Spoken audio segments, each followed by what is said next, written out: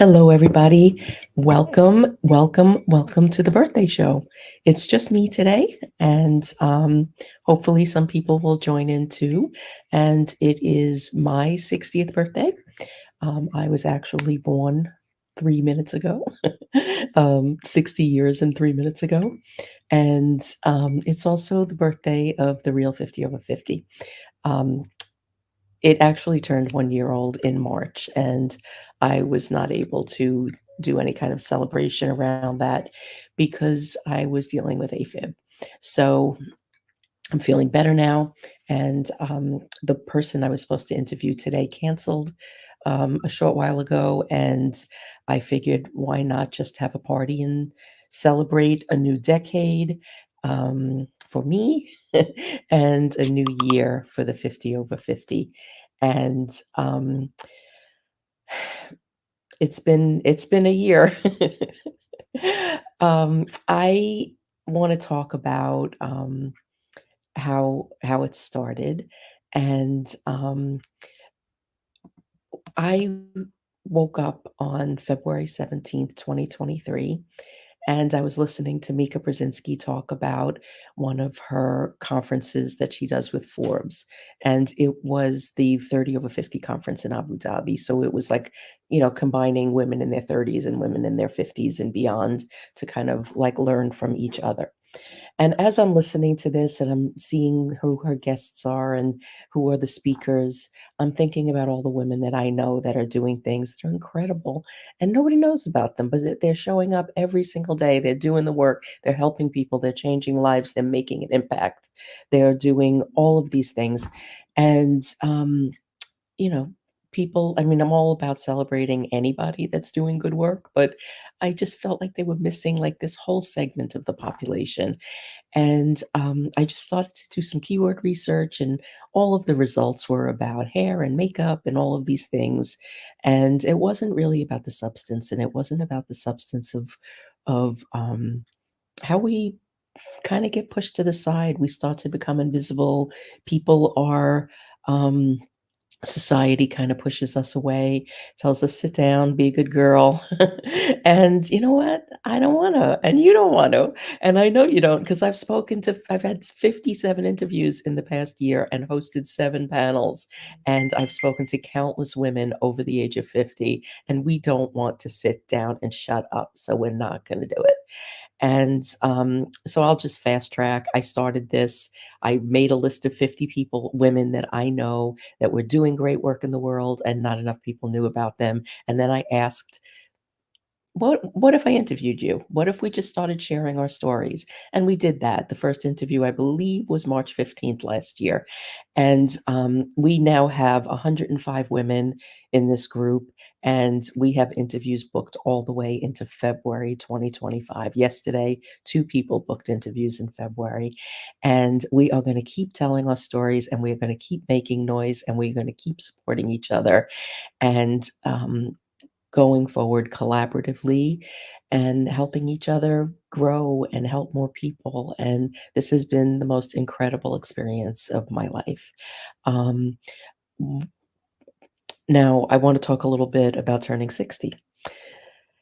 So, right after, maybe a month after I launched The Real 50 Over 50, Julia Louis Dreyfus launched her podcast, Wiser Than Me.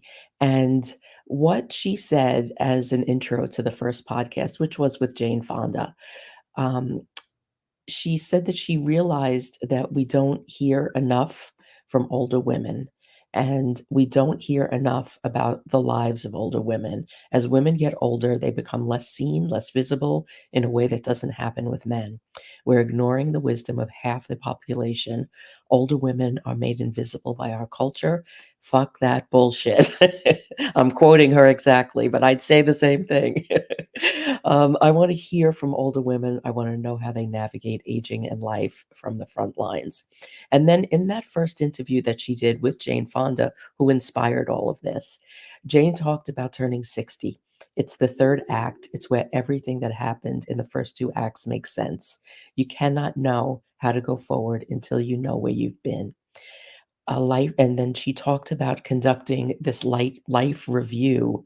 Um, in the year when she went from turning 59 to 60.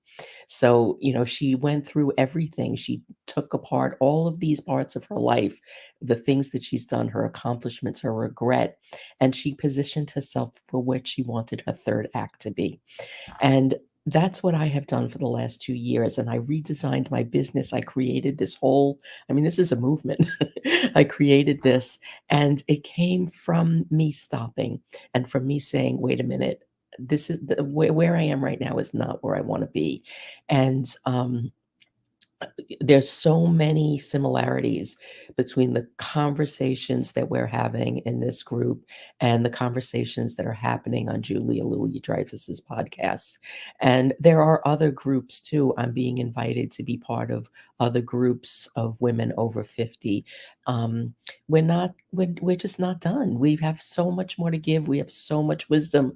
And one of the other things that Julia Louis Dreyfus said is she started her podcast Wiser Than Me when she realized that we don't. Oh, I said that already. But one of the things I don't think I wrote this down. But what she said is we're shutting off half of the population, and we can't do that. We need to be out there. There's so many things happening. Another thing that I did was since I'm turning 60, I just did some Googling to see, what is the significance of turning 60. So first, it's my diamond jubilee here. I'm like the Queen of England, but in Chinese culture, turning 60 marks 5 full cycles through the Chinese zodiac, and um, bringing on uh, like a guest. It's almost like you're a guest of honor back to your birth zodiac, and you're symbolically beginning a new life cycle. And I really feel that. I feel like like some stuff is kind of like there's a divide between the last 59 years and where I'm going. And then the other thing, I didn't know this either, a person between 50 and 59 is called I hope I say this right, but it's a quinquater a quinquagenarian, and a person between 60 and 69 is a sexagenarian. So I've been updated. And what Oprah says about turning 60 is turning 60, when she turned 60, she earned the right to just be as she is. She said she's more secure in being herself than ever before. And this is another trend that I see happening through these conversations that I've been having in these interviews. And just all of these things kind of culminating together at the same time are really interesting.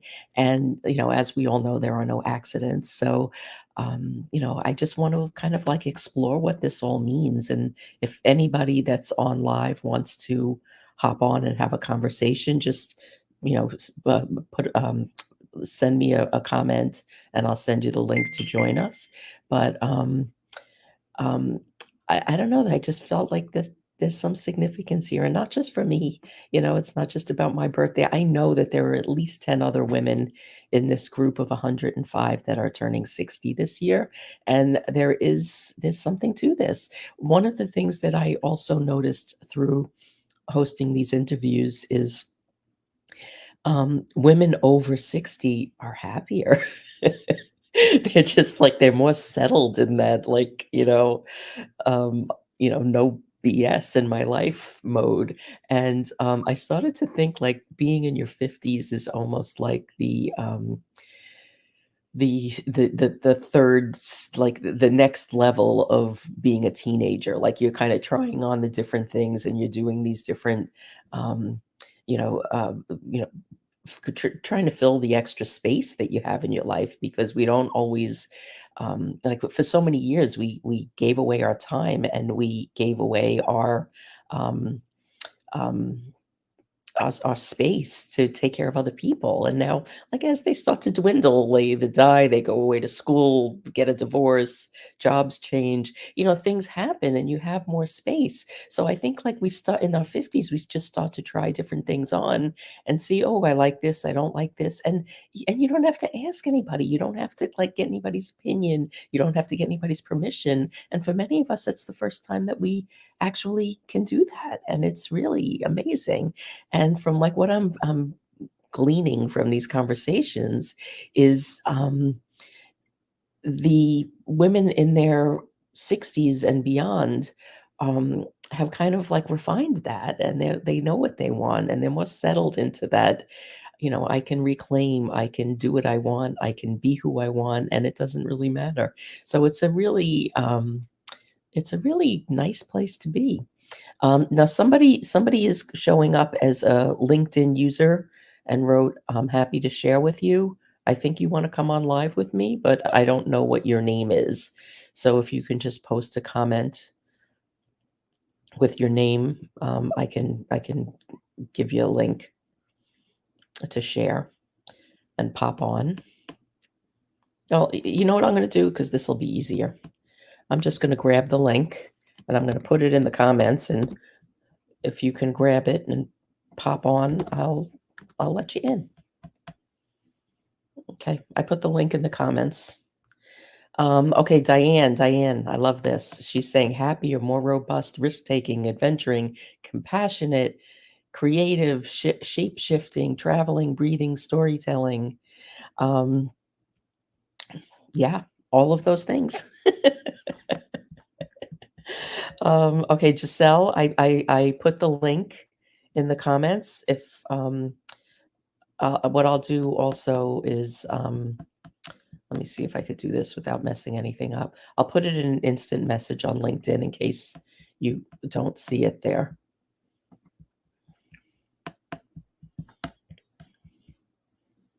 This was all unplanned, people. I'm just I'm playing. Okay. Giselle, it's in your LinkedIn. Okay. Hey. Oh my God. This is the other thing I want to talk about. Harvey Batten. I worked with Harvey Batten in law firm land a million years ago.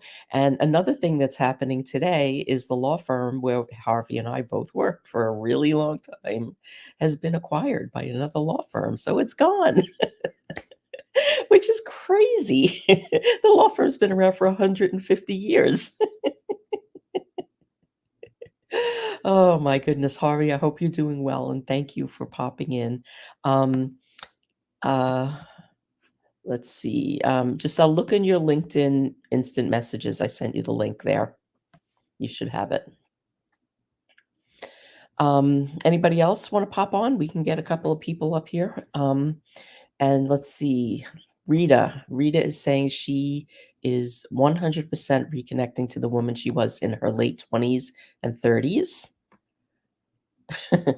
Oh my goodness, and now Harvey's weighing in, he didn't know about that. Yeah, they were acquired by, Allen& and Overy today, and, it's now A.O. Sherman. They dropped the sterling. So that feels significant too. I don't know why, but, I don't know. It just feels significant. And, let's see what we got here. Some more comments. Happy birthday comments and happy 60th, and um, let's see if we can get Giselle up here. And so there's a couple of other things I wanted to talk about while we are waiting, but so a couple of the lessons learned from having these conversations with 57 women, or like way more than 57 women, but 57 interviews over the last year is we want to age differently. Oh, wait, we have Giselle. I'll come back to my stuff now. That was such a weird experience. It kind of just sent me off into some other thing, and then it said no, no, no, and then it said okay. Well, you're here. Welcome. Hi, Welcome. thank you. And you're 62. So were you feeling the same things? I just turned 60 in December. Yeah, I'm absolute like it's been hell for the last 4 years, but through the hell has come like a lot of excitement moving forward. I feel like I'm 30 again. It's so strange. Yeah. It's I like mean, the like, I foggy stuff just lifted, and then all of a sudden, oh, there's Giselle again, and she's like back to feeling like 30. And then I look in the mirror and I go, hmm. I actually just started take going your gray glasses off. too. Just take your glasses off. You'll look 30 again. I'm lifting all these limiting beliefs. Like I'm working a lot on the lifting of limiting beliefs, and my hair was one of them because I said nobody's going to do business with me if I'm gray, even Right. though I'm in the or I was in the fashion industry, and I know that that's not true. For me personally, it was hanging there, Mhm. right? So I said, let's just try it on. Let's see how many clients can I get being gray. So it's been fun. Yeah, did you just do that? I just did that. This is 6 months. Wow. Yeah. So Yeah, I'm happy proud of you. birthday. Thank you, thank you. Yeah, I like, it's so funny because I feel the same way, like, the last 5 years, I've been, like, struggling with Afib and health issues and, sending my son to college in a pandemic and, like, all of this stuff, and, like, the last couple of weeks, like, things have been coming up that I should be stressing over, and I'm like, "It doesn't really matter, I'll be 60 soon." That's what I just keep coming back to, and it's so funny because I sit here and I think, like, how many people, like, are like, would freak out about becoming 60 and feel old and, like, they're done and we're full of regret, and I don't feel any of that, and it's just, But it perspective. must have taken you, I think, a lot of my sort of network, they have had health challenges. And I Mhm, think that the health challenges, because probably you're similar to me, we come from similar backgrounds, PR, visual, whatever, all that stuff. And we've had these big careers. A lot of us who are leaders are showing up now, right? But in order to be a leader in the first place, you would have had to do a hell of a lot of things, right? So I ran an agency for 25 years in PR. You ran your bit. So we've paid those prices with our health because it was do, mhm, do, do, go, go, go, right? yeah, And I think that today the youngsters, like my nieces are in their 30s, they're all pushing or mhm, being pushed, and their health is starting to like pop up, like you need a vacation or you need this or you need that.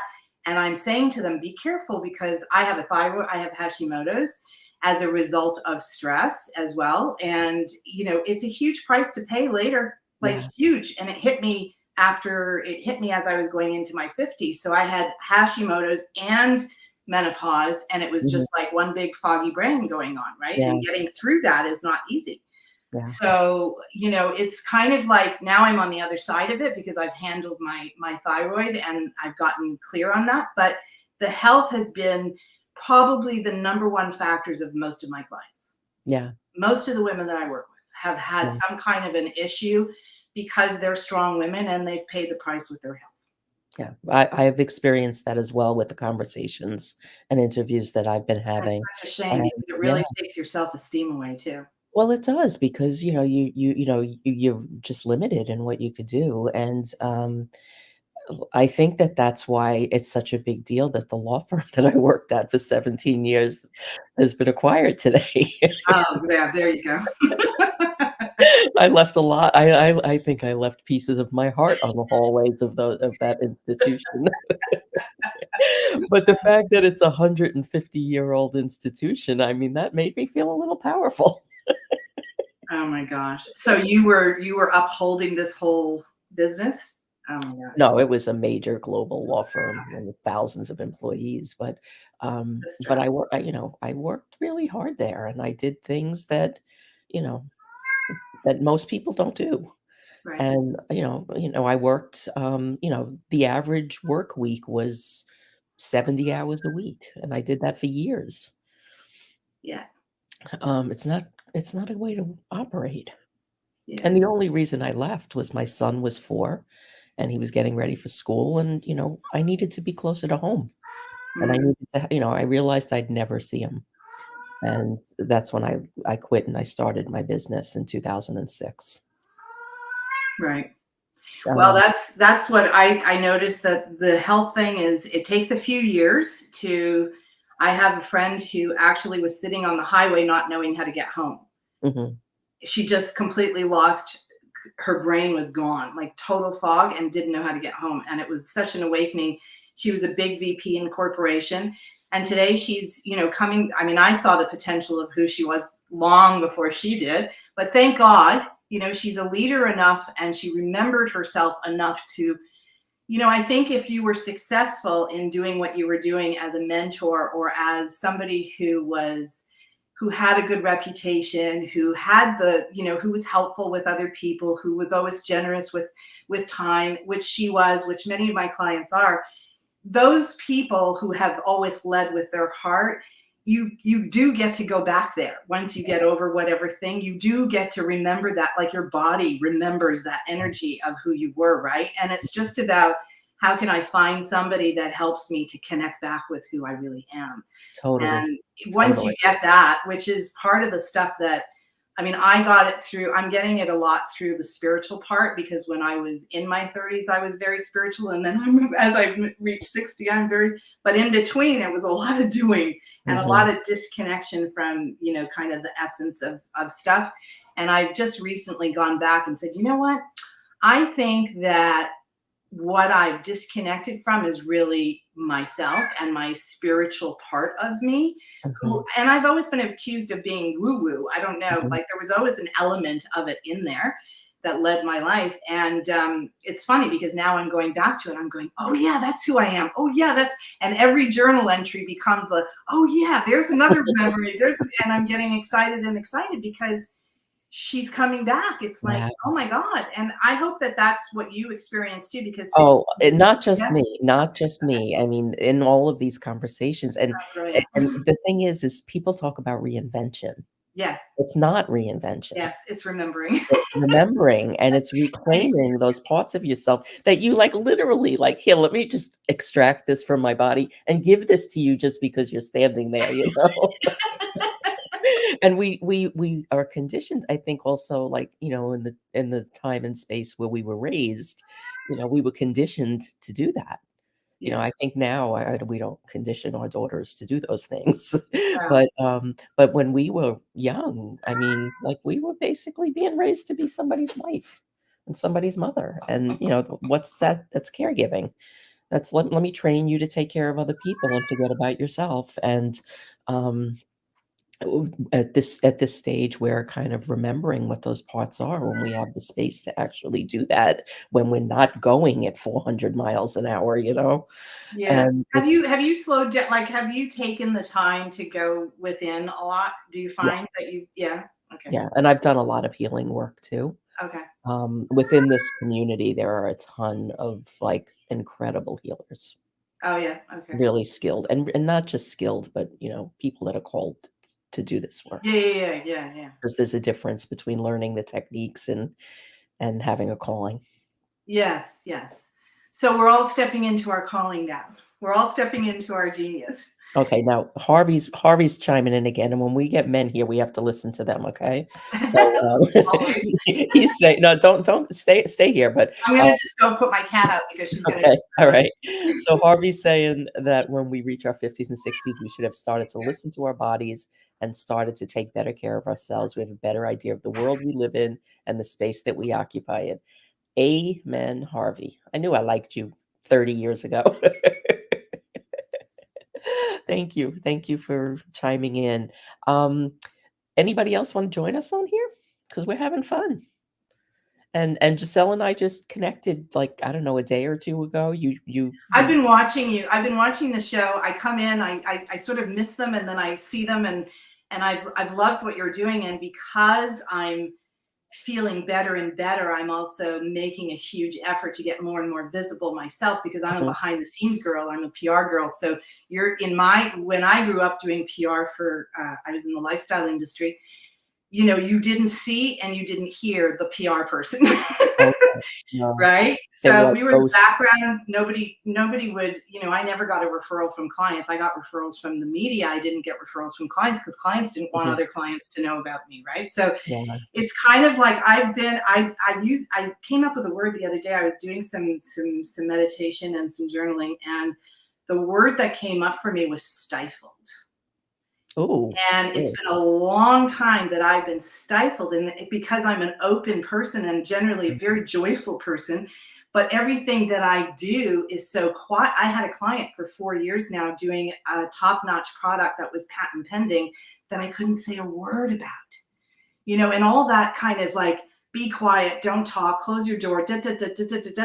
You don't realize, but all of a mm, sudden you're like, where's my voice? I don't have a voice yeah, anymore. I can't speak anymore. And then I was, during the pandemic, it was like, I was not online because I was not part of the whole Mhm. shenanigan that went on, and I stayed very far away from it all. So I was on top of that. I was like, okay, we're going to be quiet and we're going to learn. We're going to go in the background again. And so now I'm just starting to come out and say, okay, I am who I am. I made the decisions I made, and it's time to get visible now. So part of the reason I was reaching out to you the other day was because I see you doing it and you're leading the way. And I'm so proud of you. And I want to be proud Oh, of I you love too. that. I love that, yeah, and, you know, I when I worked in the law firm, I did PR, and I didn't even realize I was doing PR, and, when I started my business, I had a client who needed PR, so I hired a PR coach, Right. and, like, 2 sessions in, she was like, "You're my colleague, I can't take your money." And then I was like, "Oh, yes, I did that." So you did But PR for the lawyers? mhm. Mm. Yeah, I managed the PR for the mergers and acquisitions team for years. I managed all the media kits for 250 partners. I wrote the press releases. I did all of this stuff, and, I, um I didn't realize what I was doing because it was just work. You know, I kept looking for more things to do because I was bored. So I would weasel my way into all of these different things because I was bored, and I was managing all kinds of things I had no right managing. I had no training, no experience, but I was like, "Sure, I could do that, and I could do this, and I could Do do they this," and I even was let bored. people do that anymore? I don't even know if people do that anymore. Do what? Like, take initiative like that. I mean, that's so Oh, I 80s. would get yelled at all the time by people Yeah. I worked with, and I was making them look Exactly, bad, but I was like, exactly. "Alright, like, you're requiring me to be here 70 hours a week. I need to do something that is gonna make my brain numb." I got Um, but my first job was in the fashion industry in New York because 'cause I'm from Montreal originally, but I took off at 18 and went to New York, and I went to school, and my first job was with a in a showroom of young designers, and the guy was a total nutcase who hired me, but he gave me good money, and it was under the table, and so I was learning underneath him, and he fired me a year later for overtaking his business because he was a mess and I made it good, and I got fired for it. And then he came back a year later and he said, I didn't know what I had in you, you yeah, know? But I was that kind of person too. In order for me to do a good job, I needed to own it. Like yeah, I really needed to take it on and yeah. make it my own and make my own mistakes. And God, did I make lots of mistakes? But That's hey, how you you know? learn. That's how you learn, like, I didn't realize at the time, but I was an entrepreneur, Yep. and I was Yep. running my own little entrepreneurial venture within this, like, There you go. 150-year-old monstrosity, and, you know, I had my own thing going on, and, when I started my own business, I didn't realize the skills that I had. Right. Like, I didn't know I was a PR person. I didn't know I knew how to write curriculum for, like, Oh, wow. learning That's curriculum. so Yeah, nice. I launched their virtual training environment, and I trained people all over the world, but, you know, it was work. Right. So, when like, the first couple of years in my business was an exercise in, like, really im like, owning the knowledge that I had and that I had acquired just from not keeping from being bored. That's amazing. That's so organic. Yeah, and then I turned it into something, the client that, I love this story. It's kind of like what you're doing now with the 50-year-olds, with the 50 Club. Yeah, well, that Same was not organic, that eh? was not yeah, I always go organic. I don't It's nothing not premeditated, it's just kind of unfolds. Those it are the un best, it unfolds. But the client like, I had this client who's a hand model, and she had this line of anti-aging hand care products, right? Right. $75 hand cream in, like, 2009, okay? Oh my god. And, but this was, like, the first anti-aging hand care product that was out on the market.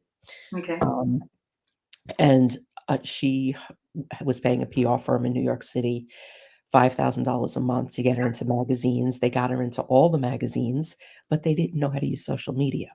I knew how to use social media. I was her virtual assistant, okay?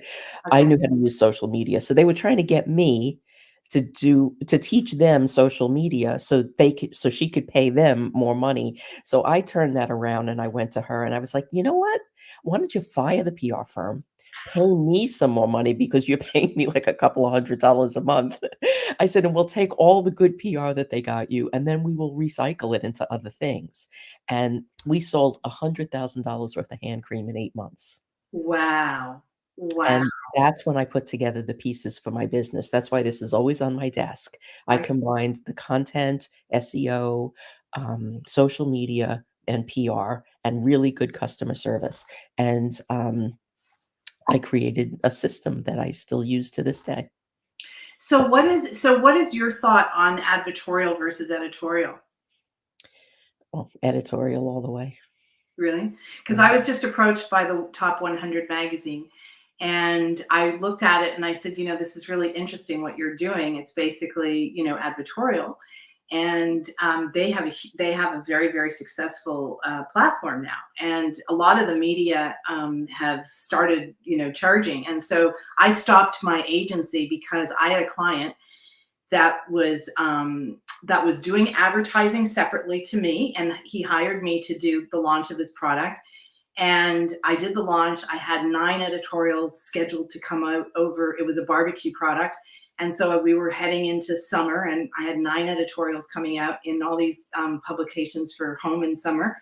And he pulled his advertisement, and my pages, one after another, disappeared. And I Yeah. got these calls from journalists saying, "So sorry it didn't make it in. So sorry it didn't make it in," until we were all done and all the 9 pages were gone.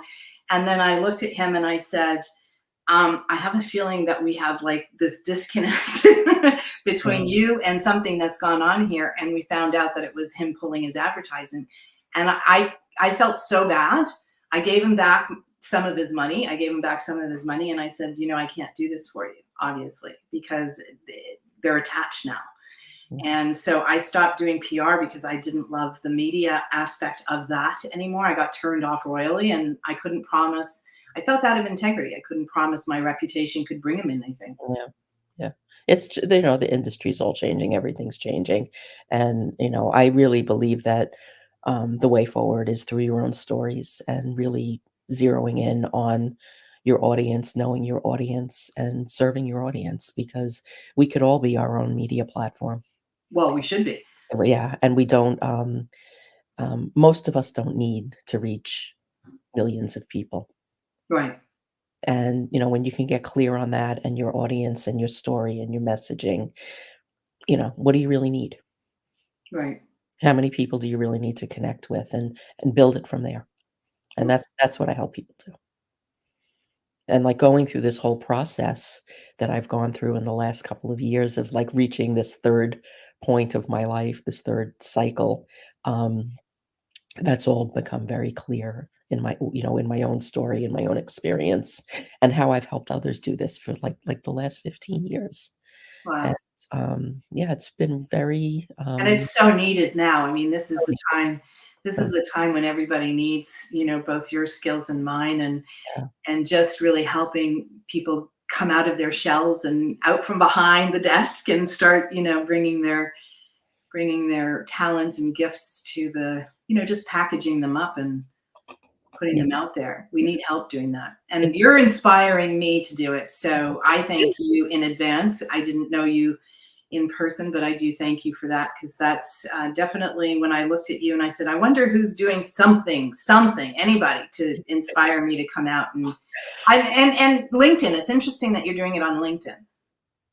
It's easier to connect with people. Mm, And the thing that I really like about LinkedIn too is that, once you get past the spam noise, which doesn't take too long to do, like because once you start to get into, like, really commenting in earnest, uh, right, I don't know, somehow the algorithms kinda pull you away from that, but I hardly get any spam anymore, and, I just kinda, like, land in the right places.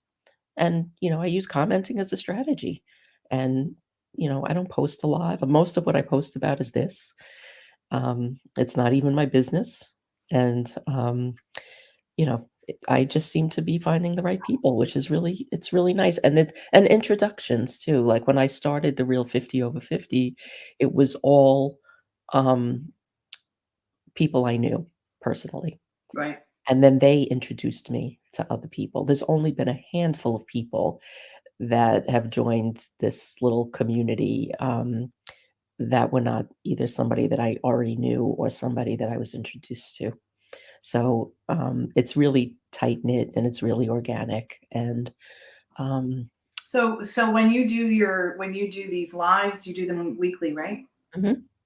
And when you do these lives, you have a maximum 4 people or something, or 6 I've seen ones that No, have usually every week I do a one-on-one interview, every Wednesday at noon Eastern, and then once a month we do a panel.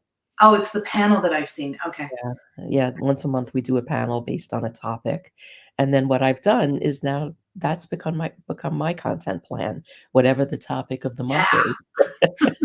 it's beautiful. Yeah, and, it's been amazing. I mean, and this whole thing, like, it wasn't planned. Mm, It was just I got pissed off at Mika Brzezinski, and then you know what? I hope there are still some people around because 'cause I'm gonna rant. I was gonna go nominate myself because they have the nominations now for the 50 over 50, the Forbes 50 over 50. right. For founders or CEOs of a for-profit company, you Okay. have to make 10,000,000 minimum in annual revenues. But you can buy your way into the Forbes, you know? Yeah, with millions of dollars. No, I mean, you can buy your way into the background of being a columnist. Oh, yeah, but I'm talking about to nominate yourself to be part of this 10,000,000. 50 over 50 That's thing, you insane. have to have a business that generates a minimum of $10,000,000 a year. That cuts out so So many many people. people that actually really need the visibility. Like, Absolutely. if they would open that up to people like us, that could change our lives, right? I'm not paying them to be a paid contributor, it's not happening. Yeah. Um, but um, you know, I just think that they're cutting off a whole segment of the population. Well, start your own magazine. Oh, I'm going to. This is gonna be a whole media platform. We're doing books, we're doing podcasts, we're gonna be doing all of it. This is gonna be a media platform for women over 50. Yay! That's what it's gonna grow into. Good for you. All based on an article I wrote in 2010, Good for you. titled, "You Could Be Your Own Publishing Company." And I so agree. You know, so many times I've told my clients, like some really big clients, and I'm like, why are you wasting your time and your money and your efforts not putting yourself together in some capacity that would have you broadcast every week so that people get to know you, and it doesn't have to be promotion, and it can just be, so many times I told them they should be like broadcast channels, and that's what, but now it's kind of like reverse the thing and say, okay, Giselle, well, what's your broadcast channel? Oh, So I always have to come back to me and go, okay, so what have you done? Like, you promote it, but you don't do it yourself. And then I start going into that whole thing of, gee, I haven't done what you did, Donna. And I know I should be. you know what? There's a lot of things I haven't done either, and we can't do it all, but there's so many ways to be out there, even if you're out there, um, I okay, tried to do a brainstorm session. I thought maybe brainstorming, because people don't brainstorm that much. yeah. And I find that a lot of us working alone at home in our own corners, we're missing that dynamic of office where you can actually just have a really great brainstorming session and you can think about things for people's businesses, right? And I started to do that. But, we'll see where it goes. But I don't know that people even know how to brainstorm. I've got a guide for that. Harvey, I love that you're still here. And Unfortunately. he's saying, "Unfortunately, money overshadows good people and the good things they're doing." You are so right. You are so right. And, Mm. it's I'm doing something about it. That was the message that I got last year when I started this. It was, you have the skills, now you have this knowledge, now you see this gap, what are you gonna do? And that's when I started to reach out to my friends that I made a list of 50 women, and it took me 15 minutes to make that list. Oh my gosh. And, I started to reach out to them and said, "Well, what if I interviewed you? Would you wanna be interviewed?" And they were like, "Sure." And in 2 weeks, I had 40 interviews booked. No And kidding. now I have interviews booked all the way into February. It And blows me away. they're not shy, like, they just be is it because you don't have a specific like, what makes them be okay with that? Because so many of the people that I work with are still very shy, visibility-wise. The good I don't know. They have a story to share. They like what I'm doing. They like the interviews. They You wanna do be have a calmness about you, though, that is very kind of like, "Oh, don't worry, I'll take care of you." You have a very nurturing, yeah, your it voice was and bred into your me. sorry? No, I don't know why. Anybody wanna answer that question? We've got some that have been interviewed. Um, but yeah, it's been an amazing experience having these conversations every week. And I don't know, like, if it would have had the same impact if it was a different time in my life, but there is definitely something to to it being right now, like when I'm turning 60. And Yeah, in this last year of 59, these conversations have really made me ponder about my own life. Like when I have like usually when I have these interviews, I need to lay down for a little bit afterwards, or I have to go outside. Like I have to do something. I can't just like dive into whatever I was doing before because we're you know, deep. I'm either like emotional or I'm like hyped or something, or excited, or I want to know somebody better or I'm pissed off at something, like some emotion is really coming to the surface. And I mean a lot I get pissed off because like I see people have like So many just good away people. years of their life. But then I get so inspired because we've got women all the way up to age 85 in this group. So Wow, 50 to 85, and um, they're reinventing and remembering themselves in an entirely different way in their 70s and their 80s, oh, which that's amazing. just blows me away, and happy, like the most joyful people that you'd ever wanna meet because they like all of the pretense is gone, all of the like, requirements are gone, and they can just live the way that they wanna live, and it's just so inspiring to witness this. It's almost like I'm bearing witness to this on a weekly basis. And one of the other things that inspired this, there's a book called Cassandra Speaks by Mm, Elizabeth Lesser. mhm. And the subtitle of the book is um, it's Cassandra Speaks When Women Are the Storytellers, the Human Story Changes. Oh, nice. And I would recommend listening to because it's like somebody's telling you these tales. And what she does in this book is she takes things that are happening present day and she kind of relates them back to like mythology and what Mm, happened to women in mythology and in history in the past. And like what would have happened if there was a different, like if somebody listened to her, like, mm, how the world could have been a different place if somebody listened to this woman or this woman or this woman, and it's just incredible, and, it's all I don't know, it just all came together at once. Um, okay, we got some comments here. Tara. Tara, you see, I stayed on just for you. mhm. She told me she wasn't available till 12:30. So she's saying it's so beautiful that you're showcasing women in our second or third act. Her mom is 88 and just started a very successful readers theater group at her senior living center. It is never too late. There's always something more to do. I love that you shared that, Tara. Thank you. And anyway, I just wanted to come and celebrate. I feel like there's something significant about today, about this time, about the work that I'm doing, and it's so much more than just me. And Certainly. it just feels really good. And I'm happy to meet you. And me too. You should Very come happy. join us in the real 50 over 50. Sorry? You should come join us in the real 50 I over plan 50. on it. I plan on it. I will. Good. Good. I'm gonna check it out. All right. Let's see. We got another. Okay. Debbie, you want to come on real quick? Publisher. Yeah. She's amazing. I actually was going to ask you if you know people that do like smaller books, like ebooks and that kind of thing, who actually put together books. You wanna talk to Or Debbie? If you wanna talk to Debbie. is she? Yeah. There you go. You wanna connect with Debbie. Um, okay. Anybody else? I feel like everybody that comes on here are people that you know. They are. This is how it started. It's there these are my people.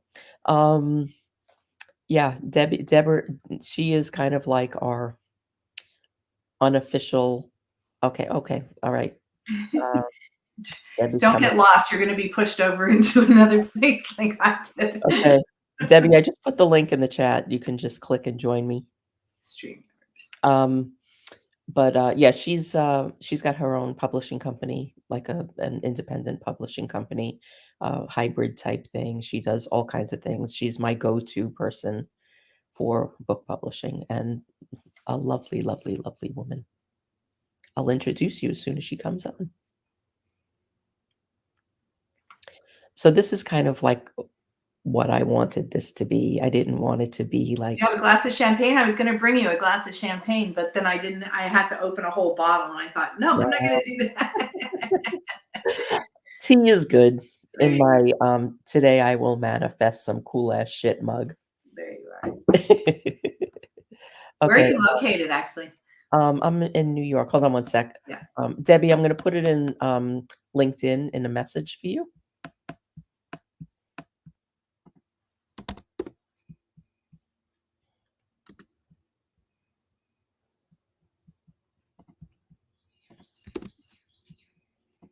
Okay, it's there. I lived in New York for 10 years. Yeah, I'm in Westchester now. I'm born and raised. I used to hang out in Westchester with the Curran family. Do you know the Currans? They were a big family in Westchester. Nah, I don't know anybody here. All my friends are on here. Where are you now? I'm in Montreal. I love Montreal. But my vision board has a Montauk house on it, so It's a good place to have a house. yeah. Okay, Debbie should be coming through any minute now. I'm a New Yorker. Me too. I Me miss that too. city. I was They born made it look so bad in during COVID the last few years. They made it look like so many people told me I would never go back there. And I'm like, come on, don't fall for that stuff, you know? That's just yeah, fake news. but they made it look really desolate and So, do we still have people here? I don't know. How do you tell? Just It's come. hard. It's hard because, oh, here's Debbie. It's hard because it's on different platforms and they show different things. There you go. Hi, Hi, happy Debbie. birthday. Thank you. I'm so happy to see your face. Welcome to the club. Chief I'm really Inspiration Officer. I love that. yes. Yeah, Debbie, figured I meet could- Giselle, meet Debbie. Nice to Hi. meet you, Giselle. Nice Yeah, to I'm meet sitting you. there and I'm like, all I'm seeing is the comments, and then I'm like, something's anyway, and then I Steph, froze. you want to come on too? Stephanie's here. Oh, good. So anyway, Giselle was just saying she may need some publishing help, so you guys need to Yeah. connect. Well, let's connect. I'd love to hear what Okay. you're thinking, and I'm always happy to answer any questions about the publishing world. So yeah. Do you do online and offline? Like, do you do ebooks and that kind of thing? Smaller Yep. things? Or Yep. okay. Yeah. In fact, we have a lead gen class just starting. I want to say in July or early August, which is all about the little book, right? The Little book that helps you. So does the little book doesn't help you get onto media though, right? You need a hard book, a real No, book. you don't. No? So I always start with the end in mind. Why just a digital book? That's the first thing. What's the belief about that? Right. And then what is your ultimate goal with publishing the book? And then that's where we would start the conversation and then go back and say, okay, if this is what your goal is, how do we achieve that goal that gets you? Because if you want media, most media go both ways. It's interesting. COVID really had an impact. We just had a Midwest review, which is a really big review house, reach out. They only take books once they've actually been published, but they're physical books. You have to mail them a physical book. Mm-hmm. So, yeah. So it just depends on what you're looking to achieve with the book. Okay. Yeah. Yep. Know what you want to do before you even start. And that's where I start that conversation with everyone. Doesn't matter what kind of book they want to write, but really getting clear about what is your goal, whether it's fiction, nonfiction, children's books, whatever that. Yeah. I mean, like once you have that content, why limit yourself? Exactly. Yeah, that's true. I guess it does take a lot of work. No, because I work with several, I work with several clients. And so I like to know what resources they can use and what does it look like as a big picture, so that I can inspire them. I mean, I'm still a PR person at heart. So I'm always, and I still have I used to have an agency. So I still have that agency mentality. Absolutely. Even when I'm not working with them, I'm still thinking about them, loving on them, and trying to come up with ideas that would inspire them. I just can't turn it off. It's like a tap that just slipping all the time. I hear you. I know someone else who's like that. The birthday girl. I told Donna, we just met, but I told Donna I'm sure that we would have a great time getting to know each other because we're probably very similar. He is definitely one of the most generous people I have ever in my life met. Thank you. So I heard you got a little surprise on Saturday. With Stephanie. Yes, I did. I tell Giselle what you got. Stephanie's not coming on because she's sunning herself. And Beth, if you want to join us, I sent you the link in your LinkedIn messenger. But yeah, Stephanie D'Alfonso, who's here in the comments, is a very good friend and client and colleague and all of those things. And she gathered together a video of 50 people wishing me a happy birthday. Oh, that's such a nice idea. It was really fun. Yeah. Oh, wow. Really sweet. I watched that several times. Okay, so this is how my brain thinks. I did a keyword analysis on it. And what did you come up with? Fabulous, fantastic. What were the keywords? I'm curious. All right. Oh, hold on one second. I think Beth is trying to reach me about coming on, but a lot of adjectives. I'm sure. Well earned. Let me go back to that page.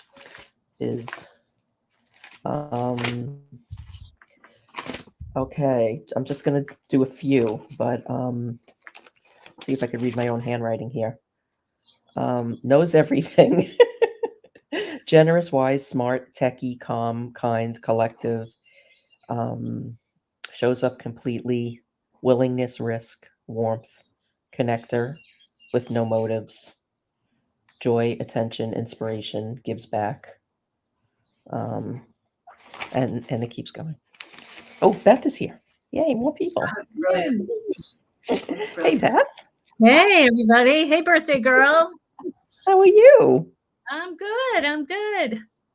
Just wanted to hop on. We're turning into a birthday panel. That's right. The party panel, the birthday party panel. Yeah, Giselle is new. She's been stalking us. Nice. Oh, you're going to love it here, Giselle. It's such a wonderful group of women. It is really a nice group of women and great connections and just keeps growing. It's amazing, Donna. 105. Yeah, that's crazy. And there's probably 2 more coming in today because they booked their interviews in February. Oh, wow. Nice. I mean, who doesn't want to be sold out till February? And oh, here's Stephanie. She's coming. Only Donna would turn it into a keyword project. No, Stephanie's like laying on her deck with a fan good on for her. Stephanie. Yeah. But this is what we do when we have our own Getting business. that vitamin D. That's important too. We can Don't knock it. we can Absolutely. lay in the sun at noon on a Wednesday. Yeah. We should all be doing that. Okay, so, who here is over 60? I think it's just me and Debbie, right? No, and No, Giselle. Giselle. Okay. Yes. So anybody have anything to contribute to what's it like being over 60? Debbie, you must have some words about this. Yeah, I was going to say, you know, I thought my 50s were amazing. And so far, my 60s are even better. You know, at 50, you're like, who cares what someone else thinks?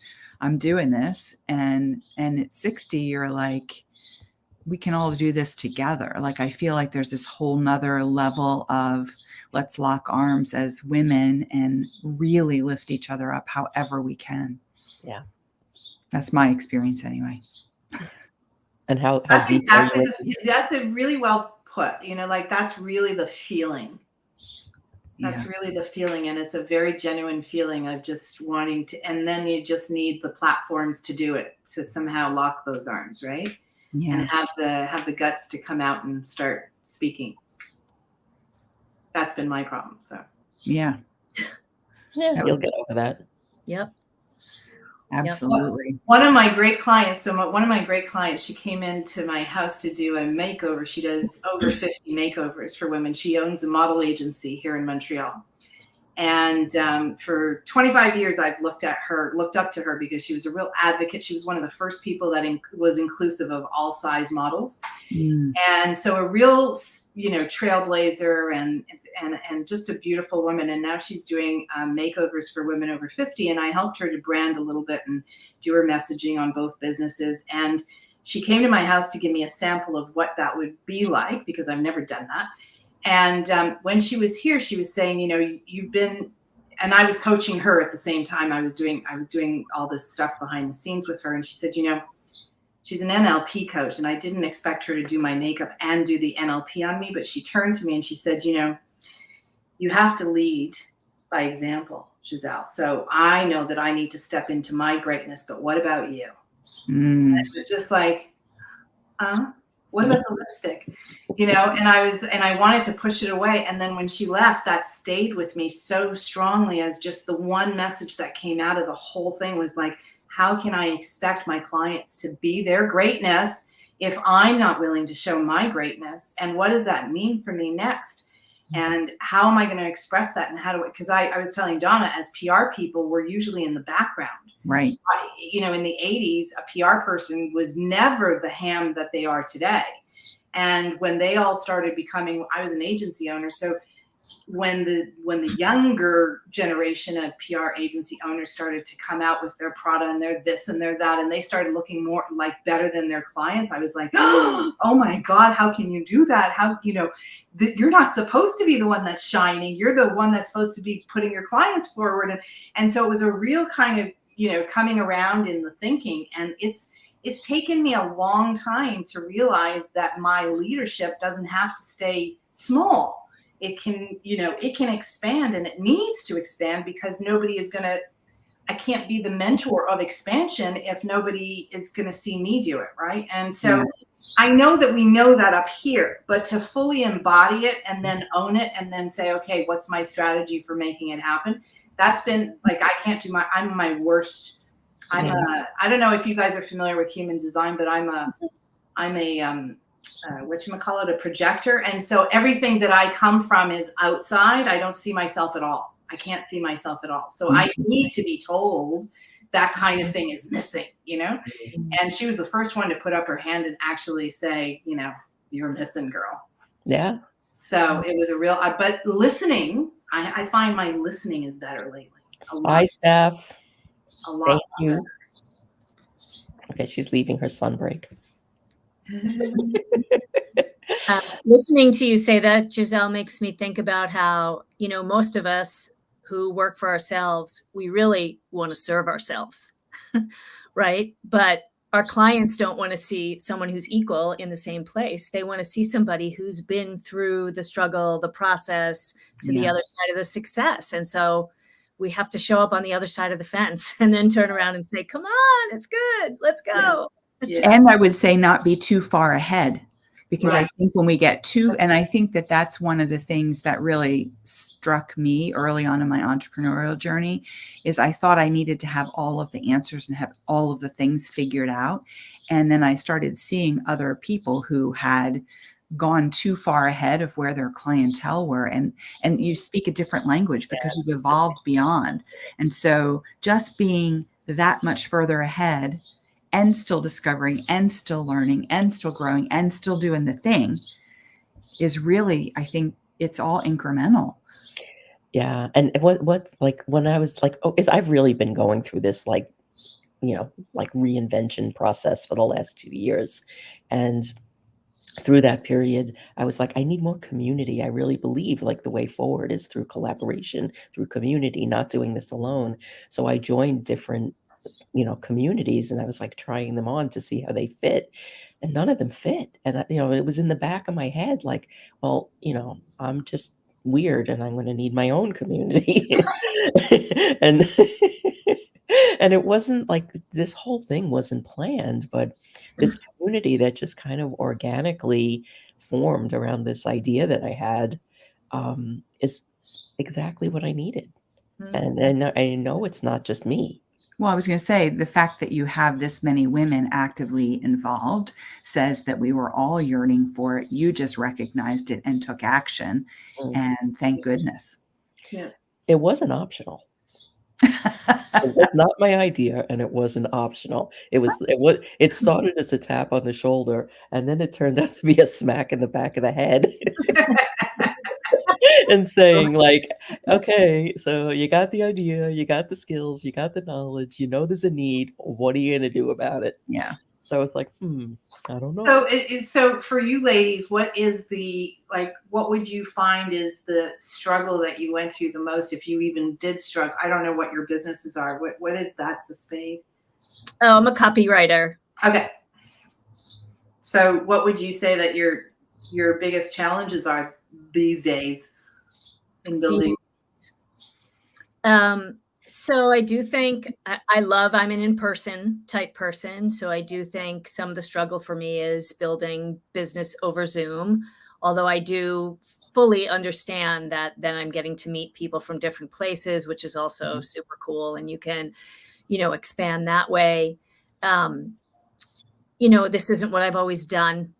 So there's always like a confidence thing there about, some people have innate skills. And I think that I have the innate skill of writing. And I did other things that were creative and really have supported the way that I write in a very unique way. So, but it takes a while, right, to deal with some of the mindset stuff that comes up. Mm-hmm. Yeah. I think that's a constant, right? It's like an onion. You keep peeling it and the next layer shows itself. Yeah. Yeah, but it gets easier and easier to get past these things once you realize Yeah. the It process. gets shorter. Yeah. Right. Yeah. Well, and it's not as jarring. It's like, oh yeah, okay, another wave. Let me just dig my heels in. Yeah. But yeah, I mean, it's just I can't imagine doing anything else. Yeah. And the fact that the law firm that I worked at for all those years is just gone today is wild. Yeah, amazing, eh? Wow. Yeah. That's, 150 years. There's some significance to that. I Yep. don't know what it is yet. I'm sorry to keep coming back to it, but it really has blown me away. When did this happen? I missed the very beginning. Oh, they've been working on it for years, but today is the day that it became official. Oh, wow. Wait, how prophetic. I know. I know. I just got chills. I mean, we're talking like, Wow. we were around Civil War days, Yeah. That's incredible. And so they didn't say why? But it was an acquisition from one, they're saying it's a partnership, but it's really an acquisition. Yeah. Yeah. And I mean, it's been around forever. And like in the 80s and the 90s, there were a bunch of acquisitions of big firms, like firms eating up other firms. And it was this firm and like one or two others that kind of like slid right by all of that. And yeah, there's something to this. Do you forget that you're on LinkedIn when you're on here? I don't care. I say whatever I want to say. No, I know. I'm saying it just because it's interesting to be on here. All of a sudden, you kind of forget that you're actually on live, somewhere somebody's maybe watching, and it's so interesting. I love doing these live. I did one out of all the interviews. I did one interview that we had to pre-record because of scheduling, and it was great, but it just wasn't the same. I love that you guys just like hopped on with me too. Well, wouldn't miss it. Wait, Harvey. I worked with Harvey in the law firm. Harvey, you remember those days, like in the 90s when we weren't sure what was going on. Isn't it crazy? Oh my God, like it's such an institution. Donna, how else are you celebrating today? I actually have to wind this up because I'm going to lunch with some people. So I have to go have lunch and then some other friends I'm going to see later and then going to do something over the weekend. I'm not sure what, but I don't know. My cat, I'm sure, has something incredible. But here's what I really, this is the big thing that came to me today. I've had this health issue. I've been dealing with it for 5 years. I had my 4th ablation in March, and I had my follow-ups with the cardiologist and the electrophysiologist last week, and both were underwhelming. And what I got from this is, unless there's a crisis, there's not much more that Western medicine is going to do for me. And it's the ball's in my court. I need to go full hog on. What is it? What? What is it? Afib. I have Afib. Okay. So I have to go full hog on making my body inhospitable to Afib. So that's my goal. I am going to do whatever I have to do, and that's it. That's part of this next third act. I'm not familiar with. I'm a big alternative girl, health wise. I'm not familiar with AFib at all. It's an irregular heartbeat. Yeah. How do you? I don't want to get into a whole AFib thing. It's a lot. My birthday talking about that, but what I came to today is it's my turn to fight this. Well, when you have a big heart, so maybe that some of that is putting some scaffolding around it to protect your heart. Yeah, that was a recurring theme in my video. Yeah. That's a really nice analogy, actually. Yeah. Well, I have to pop off. I just wanted to say it was lovely to see you again, Beth, and hang out with you, Giselle, and of course, you too. Happy birthday. Thank you. Thank you so see you much. very soon. Yes. Yeah, we need to have a call soon because we got some work to do. We do. All right. Pop off.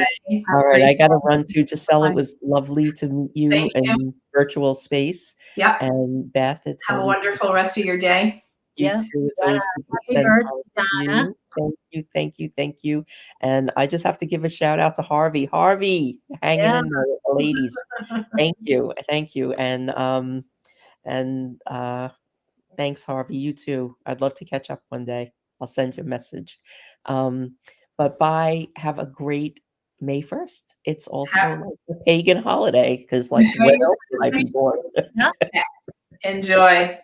Thank you. Thanks for celebrating. Bye.